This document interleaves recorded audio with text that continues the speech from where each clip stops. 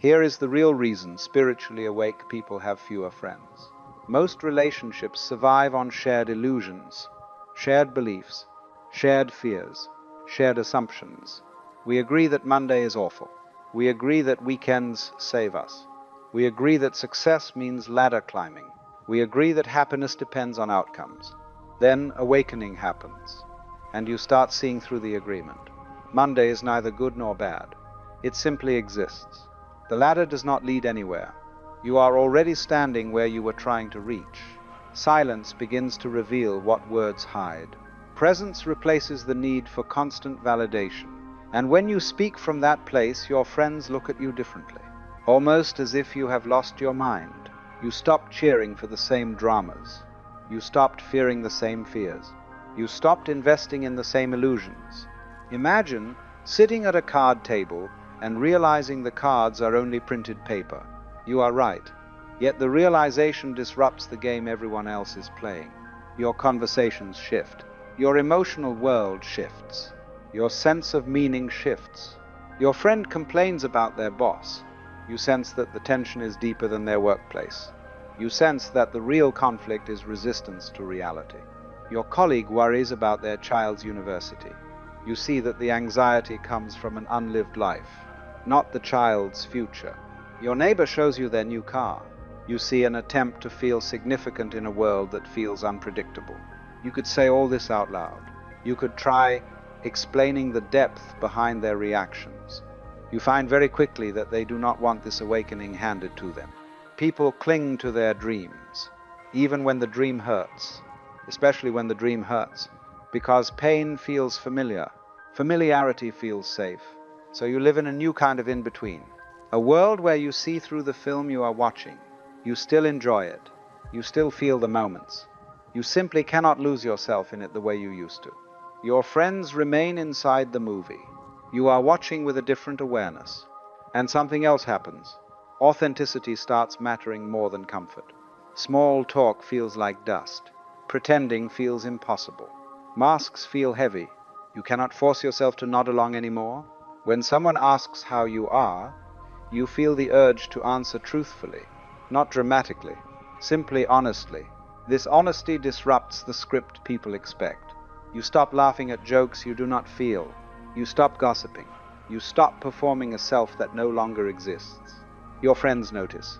They notice you are no longer a partner in the old dance. You feel comfortable with silence now, comfortable with presence, comfortable with stillness. Most people fill silence with noise. Noise keeps them from meeting themselves. Noise keeps them from noticing the vastness inside. You start craving communion instead of conversation, connection instead of distraction, realness instead of routine. At this point, we reach the middle of the journey, which is exactly where I remind you gently to like, share, and subscribe. If this kind of content mirrors your own awakening. Now, the middle of the journey is where most people turn back. Not because the path gets darker, it actually gets brighter. It gets quieter, and that quiet scares them. This is the stage where you begin to notice how much of your previous life was built around emotional noise. The constant checking, the constant comparing, the constant explaining, the constant performing. Once all of that begins to fall away, you meet parts of yourself you never had time to greet. You begin to feel emotions without immediately trying to fix them. You begin to notice thoughts without chasing them. You begin to witness your mind the way you would watch clouds move across a silent sky. This kind of inner spaciousness is unfamiliar to people who live in a constant rush. When you share this peace with them, they feel threatened rather than inspired, because your calm reflects their chaos. Your clarity reflects their confusion. Your presence reflects their absence. This is also where friendships fall apart quietly, not through conflict, through mismatch. You are no longer feeding the emotional loops that once held the relationship together. You are not providing the same reactions. You are not amplifying insecurities. You are not participating in shared avoidance. And without these loops, many relationships simply dissolve, not out of judgment, out of evolution. The chapter ends because the lesson ends. Now something deeper awakens in you. Purpose transforms, meaning changes shape. Your old friends chase the next achievement. You realize that the race has no finish line. Happiness is not at the end of the road. Happiness is the road. You are not telling anyone to stop striving. You simply understand that striving is part of the play, not the purpose of it. And try explaining that at a crowded dinner table. The self you used to be dissolves. The identity you clung to unravels. The personality you performed reveals itself as a costume.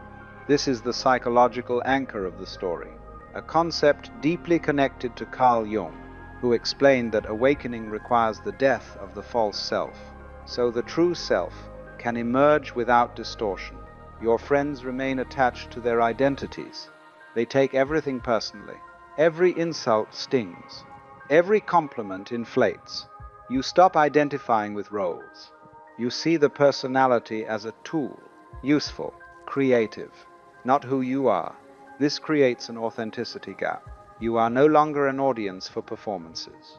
You are present with the person behind the performance. Yet most people want spectators, not witnesses. Then something profound occurs. You discover solitude without loneliness. Loneliness aches for the company. Solitude holds its own light. Solitude is the meeting point between you and yourself. Modern society fears solitude, fills every moment with distraction, calls this avoidance connection. You do not reject a company.